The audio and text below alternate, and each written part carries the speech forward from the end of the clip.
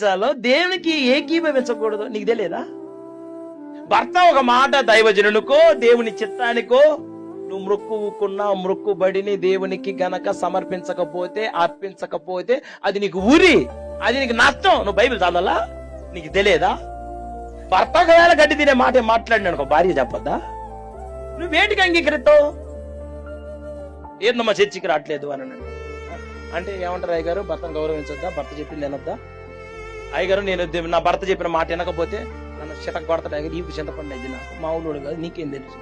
వీడు వాక్యం చెబుతాను, నేను ఇంటికి పోయిన తర్వాత తుక్కు దెబ్బలు తిన్నావు దేవుని కోసం, ఏం కాదు. కూర మాడిన దానికోసం తను తిన్నావుగా. వృత్తి పుణ్యానికి ఏం చేయని దానికి తను తెల్లా. అనవసరంగా మాట పెరిగి ఒక దెబ్బ నీ ఒంటి మీద పల్లా. దేవుని పేరు మీద 2 దెబ్బలు తిని నువ్వు అంగీకరించిన వ్యక్తిగా ఉండక దేవుడి పక్షాన్ని నిలబడిన వ్యక్తిగా మార్చబడితే నీ కుటుంబం ఒక దీవెన పొందిన కుటుంబంగా మార్చబడదా? ఆ భక్తిని మరి ఎప్పుడు చేస్తావు నువ్వు?